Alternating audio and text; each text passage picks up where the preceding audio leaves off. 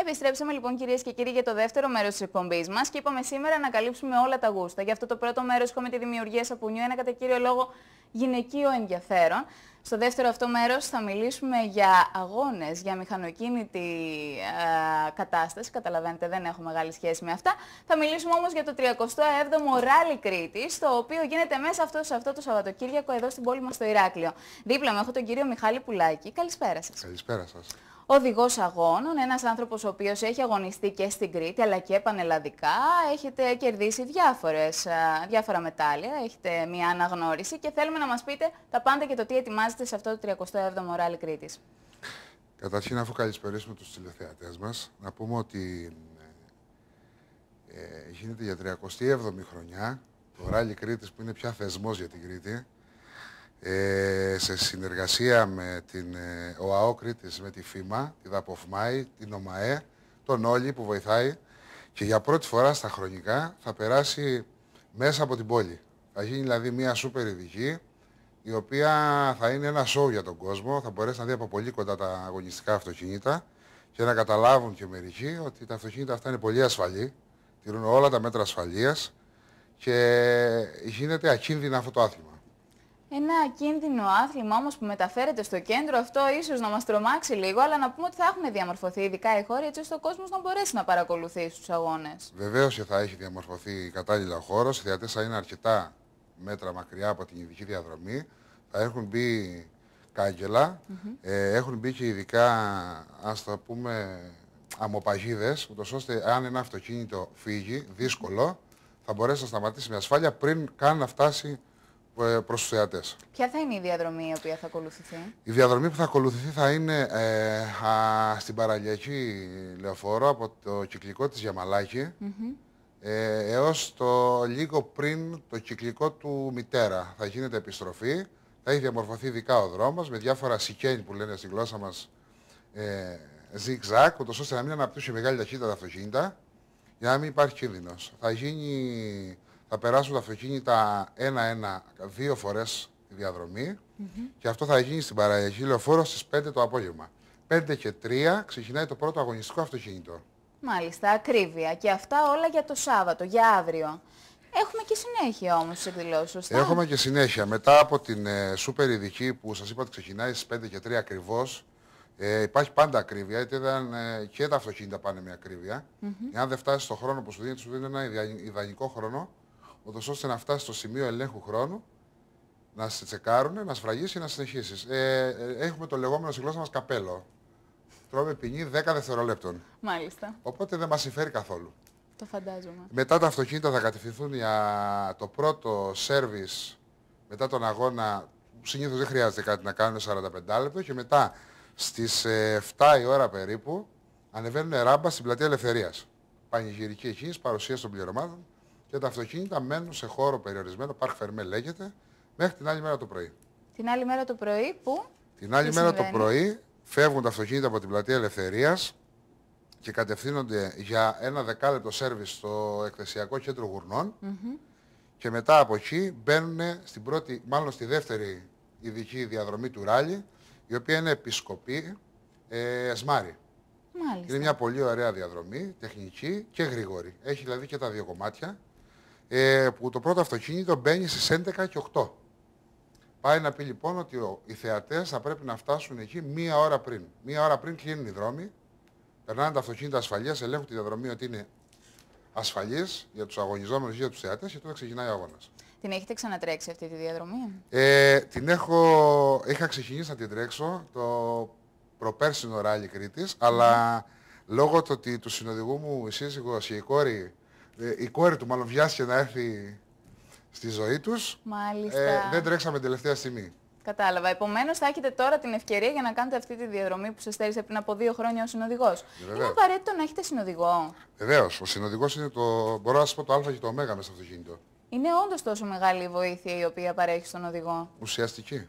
Και με τι θα τρέξετε εσείς φέτος? Εγώ θα τρέξω με ένα Toyota Yaris στην κατηγορία Ε και στην κλάση Α5. Είναι στα 1400 κυβικά.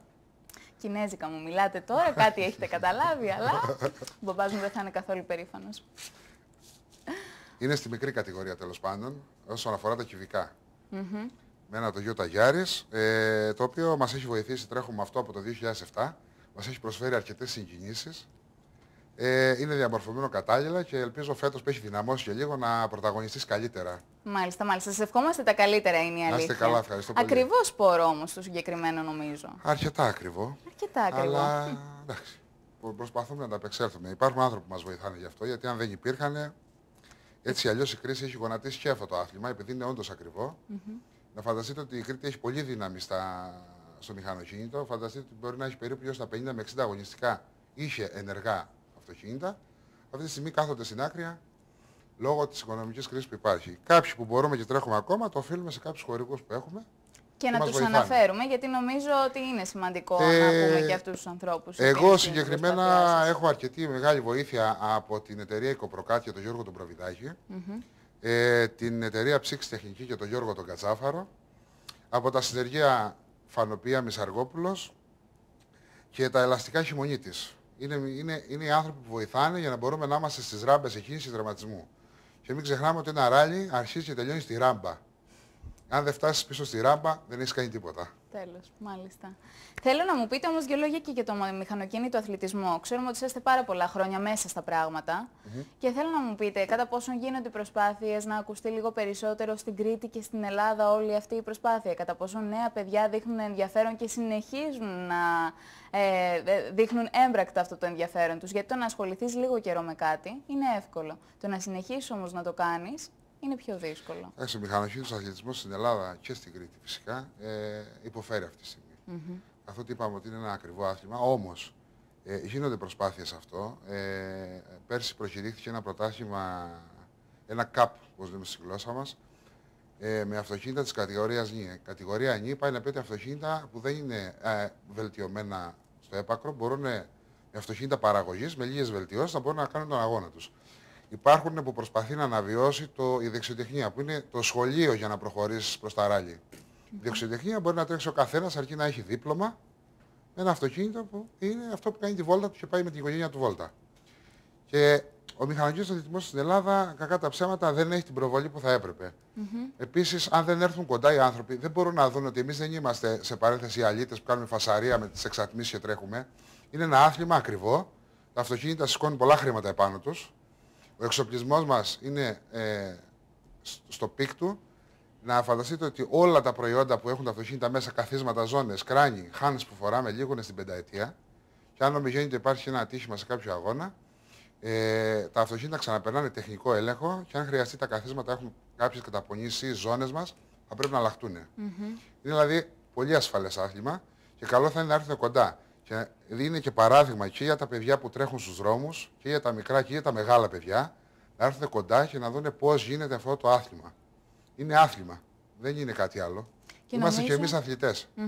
Και νομίζω ότι είναι και ο πιο όμορφος τρόπος να τα φέρεις σε επαφή με τον αγωνιστικό όμιλο Κρήτης, για παράδειγμα που έχουμε εδώ πέρα, και να κάνουν όλο αυτό το καπρίτσιο, το μεράκι τους, την αγάπη τους για την ταχύτητα, πραγματικότητα, μέσα σε όμως αυτά δεδομένα. Σε ασφαλή πλαίσια. Γιατί κακά τα ψέματα, και εγώ ήμουν ένας που έτρεχα στους δρόμους, αλλά από την ώρα που ασχολήθηκα με τους αγώνες, καθότι από το 1995 ασχολούμαι με τους αγώνες, έχω σταματήσει να τρέχω στους δρόμους.